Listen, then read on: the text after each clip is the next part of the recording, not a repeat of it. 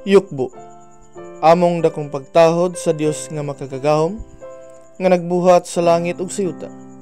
Tag-iyas tanang butang makita ug dili makita, ang amahang langit nun, ug siyang bugtong anak nga si Kristo, ang nagpalansang sa krus alang sa kapasayloan sa mga sala. Ug sa Dios Espiritu Santo, ang Espiritu sa kamatuoran, nga mao si Monsignor Camilo Sugil Sr., ang Alpha ug Omega. Uban sa tanang mga balaan, sa mga kirubines ug serapines, ug sa mga malunda, ug sa mga kalag. Ingon man usab sa mga katawhan sa tibuok kalibutan, labi na sa nagsubaybay sa among YouTube channel, Facebook page ug website. Ang grasya ug panalangin sa Ginoo mag-abot kanatong tanan. Sa miaging pagpadayag, gisgutan didto ang usa ka Dios tulo ka persona, ang Amahan, Anak ug Espiritu Santo. Karon atong hisgutan ang amahang langit nun ug ang iyang persona. Sumala pa sa Salmo kapitulo 89 bersikulo 26. Nga nagaingon dinhi, siya magatuwaw kanako, ikaw mao ang akong amahan, Diyos ko, ug ang bato sa akong kaluwasan. Giklaro diha nga kita magatuaw kaniya nga amahan. Ug sumala pa sa Isaias kapitulo 64 bersikulo 8. Nga nagaingon dinhi, apan karon, O Jehova, ikaw man ang among amahan. Kami yuta nga kulunon, ug ikaw mao ang among magkukulon, ug kaming tanan binuhat man sa imong kamot. Si Jehova mao ang atong amahan, sanglit siya man ang naghimo kanato. Siya mao ang makagagahom sa nga tanan.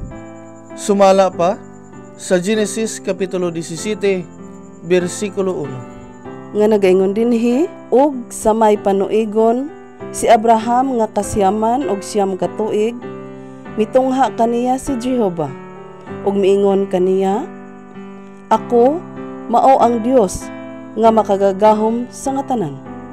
Lumakaw ka sa atubangan ko, ug mamahingpit ka. Og nag-ingon usab si Ginoong Hesukristo nga wala nay laing tawgon nga amahan, kay kita adunay usa lamang kamahan, nga mao ang Dios nga anaa sa langit.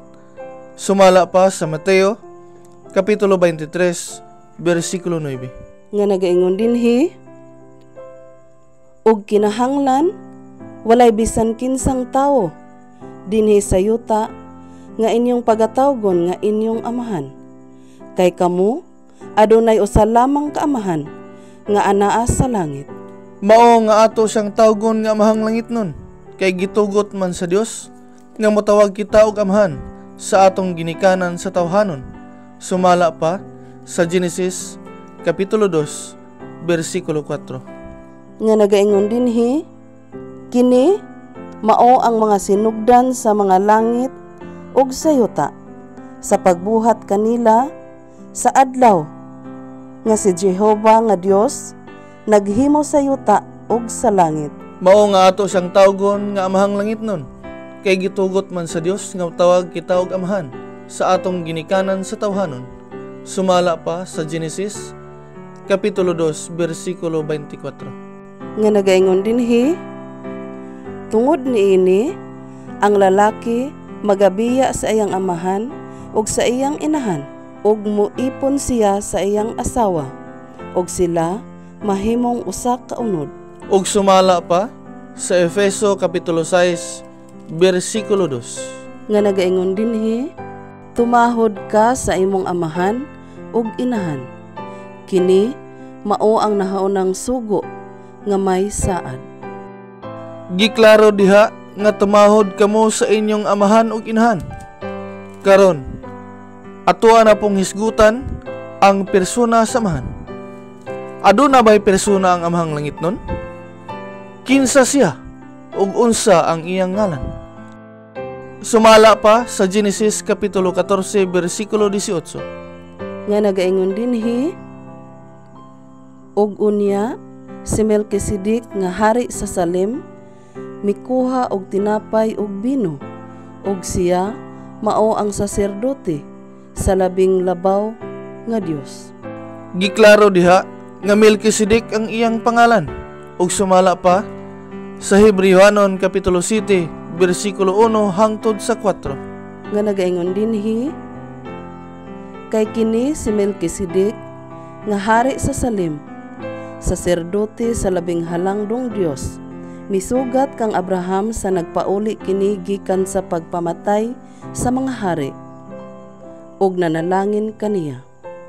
Ug alang kaniya, gigahin ni Abraham ang ikapulo sa tanang butang.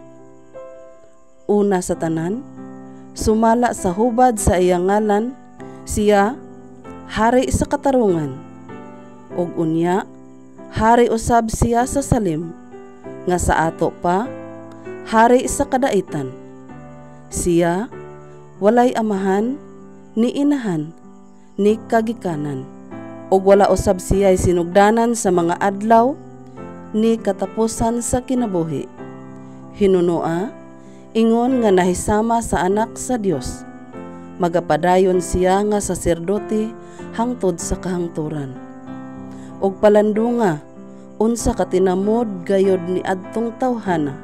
Bisan gani si Abraham nga patriarka, migahin alang kaniya sa ikapulo sa mga inagaw sa gubat. Giklaro diha nga kini si Melkisedek hari sa kadaitan. Siya walay amahan ug inahan, ni kagikanan ug walay sinugdanan sa mga adlaw, ug walay katapusan sa kinabuhi. Giklaro gayod ni Apostol Pablo sa bersikulo 4 nga tawhana nga sa ato pa persona o tao. Ang amahang langit nun nagpakita gayod sa tao. Buot namo ipadayag kaninyo nga ang Dios nga mahan gitawag og Jehova, ug ang iyang persona mao si Senyor Melkisedek. Sa sunod nga pagpadayag, atong hisgutan ang Dios nga anak ug ang iyang persona. Aron masubaybayan ang among mga video nga among ginahimo alang sa pagpadayag mahitungod sa maayong balita, palihog og tan-aw sa among website www.angespiritusakamatuoran.com ug subscribe sa among YouTube channel ug react sa among Facebook page ug contact sa numero 0965-055-9024. Daghang salamat sa inyong panahon.